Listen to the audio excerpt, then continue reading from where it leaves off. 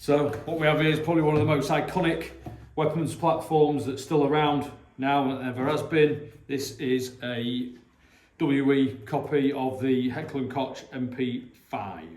This one is an A3 version with a flat hand grip, which is a Midwest Industries style hand grip, handguard that allows some mounting stuff because it's got an M-lock rail on it.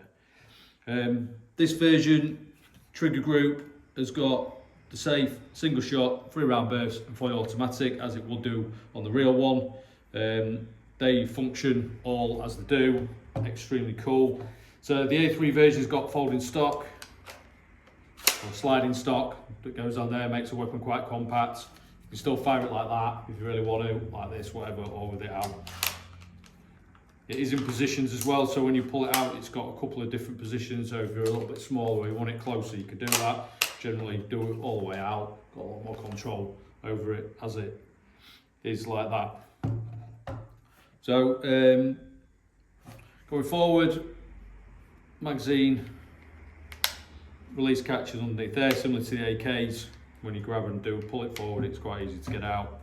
Up top we've got a long rail that runs from about there all the way to the front, basically allows mounting of sight, and in this case the laser unit. So the sight, again, EOTech style, I keep saying it's a 553, it's a 553 or 558 style red dot sight, and the Maul C1 laser unit that's got a torch, visible laser, infrared laser and infrared illuminator, so that's cool. Also on the end, this little thing covers up the threads, so basically we can add a suppressor. The suppressor that we use on this one is the Surefire style that I've got on most of the gear that we've got here. Basically a 4-prong flash hider goes on the end, screws on, and then the suppressor goes on that, makes it look even cooler than it is. But because we've got an SD version of this, which is the fully suppressed one, we only put the suppressor on it for when we're shooting in the dark, when we've got the tracer rounds going, which is cool. So MP5's cocking handles on this side, pull it back, set the forward pin out, and all that assembly comes out like so.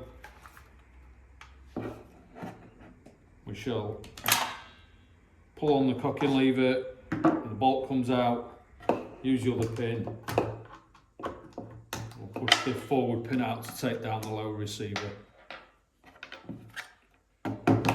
So that's it stripped down as it is. It's pretty much the same as the real version. Looks very similar with the trigger group. Obviously the weights, very, very similar. The only kind of really difference is on the bolt of the real one. That is an extractor and loader, not a nozzle. But it basically looks pretty much the same. Awesome to shoot if you can ever get a chance to shoot. MP5 weapon, they've got hardly any recoil or very small amount of recoil. Obviously these ones have a bit of recoil because the gas blowbacks, and they do move back through the cycling of the gas and all the internals, but not like the real one, but very, very close. So we shall put it back together.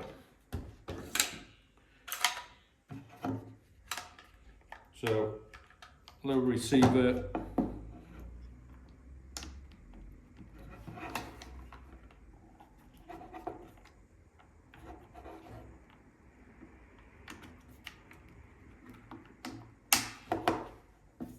pin in,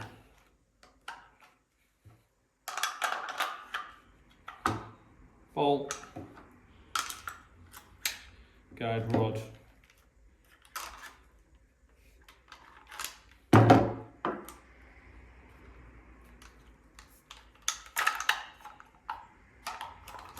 make sure that the cocking lever is up in the lock position to let the rest of this go down. And the back piece goes on.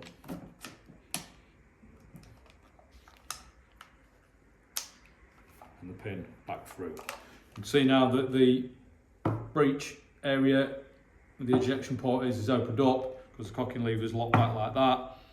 And then we do the famous HK slap.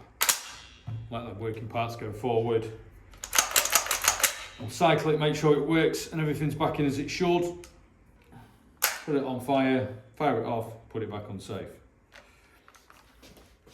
Loading the MP5, simple. Magazine goes in, push it in, give it a tap, make sure that lever will drop back down and you know it's ready to go. MP5, iconic.